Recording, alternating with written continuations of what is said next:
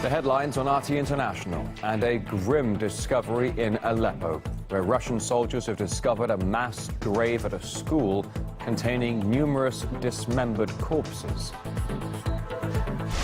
The flight data recorder of the Russian military passenger jet that crashed on Christmas Day has now been recovered. And with the Trump administration poised to take over at the White House, we take a look at the legacy of one of the key departing figures, Secretary of State John Kerry.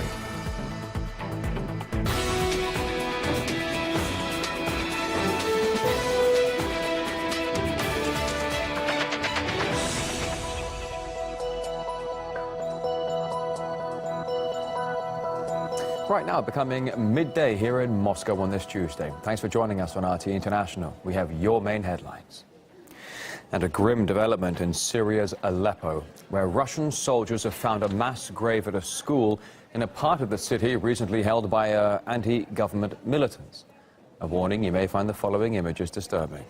According to the Russian Defense Ministry, most of the victims, among them children, were shot in their head. Some of the bodies have missing parts. The rebels also booby-trapped many areas before they left, with large weapons dumps being found as well. Lizzie Phelan reports. Well, very shocking allegations by the Russian Ministry of Defense. They say that they found mass graves in areas of East Aleppo recently retaken by the Syrian army from rebel forces. Amongst the victims that they found, they said many of them were found with missing body parts, showing clear signs that they'd been tortured. We've been in frequent contact with the chief autopsy doctor or director of forensics in Aleppo, who yesterday reported that he'd received the bodies of 21 civilians, including 5 children and 4 women that had been found in rebel prisons. And he said that on close examination, these civilians had been shot at close range, suggesting that they'd been summarily executed just before rebels left those areas of East Aleppo. We don't have any more details yet about what exactly happened to these victims that are reportedly found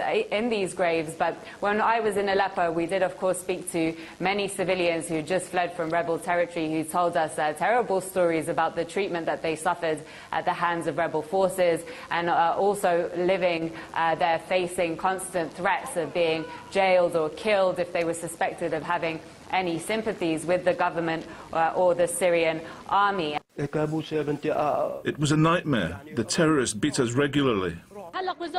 Every time we tried to flee, they caught us and turned us back. 75 of us tried to escape, but they started shooting at us. My 3 nephews were injured. They starved us. We suffered a lot. I cried day and night. The atrocity is only the latest to have emerged from eastern Aleppo. This is one of the methods of torture that was used by the militants. When we came here and liberated this residential block, civilians were sitting here in the prisons. We released them. Oh wow. Generates the highly effective poison phosphine gas. So there's 2 buckets full of these sachets with this extremely toxic chemical.